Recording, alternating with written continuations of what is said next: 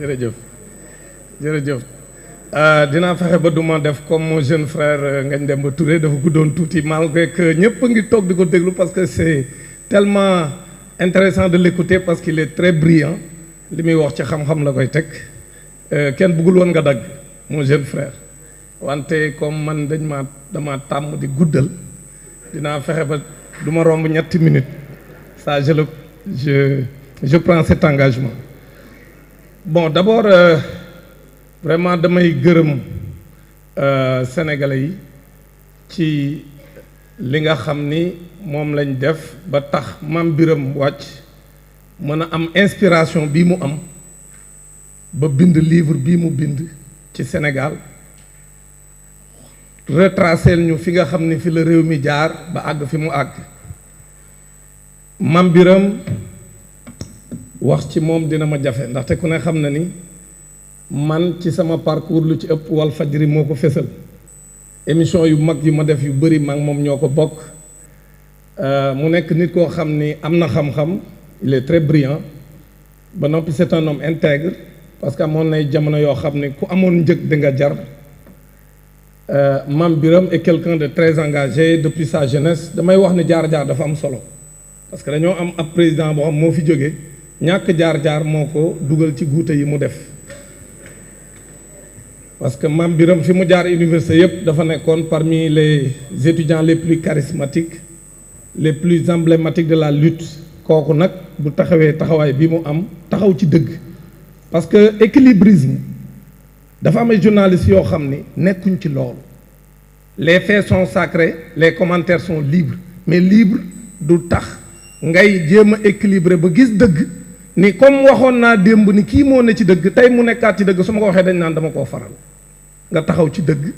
ak loola ci mën a fekk nga jël Mame Birame am nay guddi yoo xam ne Walfadjri la doon fanaan xam nga loolu ñu bëri xamuñu ko la ko waral mooy réew moo xam ni ku génn ñu ngi lay kar Mame Birame am nay guddi yoo xam ne xam na li may wax parce que yan saa yi ñoo doon ànd bu ñu paree émission mais pour mu dugg këram dañ ko doon topp ba muy dugg biir këram li may wax xam na ni am na kon nag Mame Birame gàcce ngaalaama li nga bind da nga retracer fi Sénégal jaar ci at yi nga xam ne dund nañ lu metti muy une véritable révolution parce que Afrique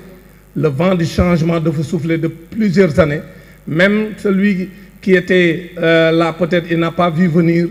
notre ancien colonisateur n'a pas vu venir ba tax sax gis ngeen propos yu catastrophique yi Macron génn bërki démb parce que africains yi amuñu benn complexe ci dañu gëm ni seen continent dafa war a changer et parmi ces figures qui vont changer le continent figure le leader charismatique du Sénégal monsieur Ousmane Sonko. ma bëgg a tëje nag Mame Birame révolution bi da nga ci defaat ci biir révolution bi lu rëy mooy nga tànn mon grand frère Bara Tall nga jël ko mu préfacer sa livre xam nga ndaje yu mel nii mooy fësal relation yu bëri ñu bëri xamuñu ni man Bara Tall sama xarit la man Bara Tall sama mag la bi réew mi jaxasoo xamoo sax yow li nga def ba nga tànnee Bara Tall ki nga tànn moom nga waroon a tàll par rapport ak lii nga def parce que dafa jouer rôle ci li xew Sénégal pourquoi bi ñu demee ba réew mi tàng jaxasoo président Macky Sall di jaay doole ñëpp gis ni li mu bëgg mooy empêcher Ousmane Sonko mu nekk candidat ba noppi nag forcé pour def 3e mandat mu leer ñëpp àdduna bi yëpp mu leer leen leer sénégalais ba taxaw ñu taxaw xeex ak moom dama jël sama responsabilité ma woo Bara Tall ma ne ko grand dama la soxla mun ma ñëwal yow sama rakk nga ma dem bureau au point E ma ne ko grand homme d'affaires nga yore sa entreprise ma xam li nga dund ci jamonoy Ablaye Wade pour mu écraser la pour des raisons politiques te kenn xamula lu dul liggéeyal sa réew champion nga te réew pour mu développer day protéger ses champions réew maa ngi ci guuta je sais que li ma la bëgg a defloo nii soo ko defee mun na la yàqal mais grand munoo seetaan prends ton bâton de pèlerin va voir tous les hommes d'affaires de ce pays va voir tous ceux qui sont de la société civile va voir ñi nga xam ne am nañ intérêt ci réew mi ñoŋ réew mi baax nga dem seet leen ngeen jël responsabilité ngeen dem seeti Macky Sall wax ko dëgg ne ko réew mi ngi yàqu te waruñu seetaan mu yàqu. Bara Tall ne ma mon jeune frère lii nga ma ñaan dinaa la ko defal parce que réew mi fi mu jëm baaxul te ñun waruñu seetaan parce que su yàqoo ñun xëy na rëcc nañ parce que am nañ teraanga ba pare mais suñuy doom ak suñuy sët. Bara Tall jël ay responsabilités gis ngeen li mu def dem porter combat bi ànd ak tous les hommes d'affaires yi nga xam si ñoom la bokkal liggéey bi ànd ak beaucoup de personnalités de la société civile d'anciens ministres d'anciens premiers ministres yu ci bëri ci ñoom nangu ñu woon jiitu parce que ba mu porté idée bi ba mu bëgg a am ku ci nekk dani man du ma ko jiite. Bara Tall jël responsabilité jiite ko def la déclaration adduna bi yëpp partagé ko jàpp naa ni Bara Tall, vous avez joué un rôle éminent dans ce changement qui est intervenu dans notre pays. C'est ça que je voulais dire. Je vous remercie. Merci.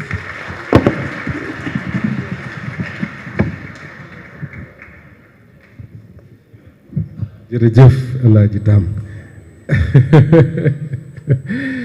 alors ñu daw rek jox rapidement Maïmouna Bousso député à l'Assemblée nationale du Sénégal parce que waxoon naa ne dinañ jox benn parlementaire avant ñuy jox waa gouvernement bi Maïmouna Bousso.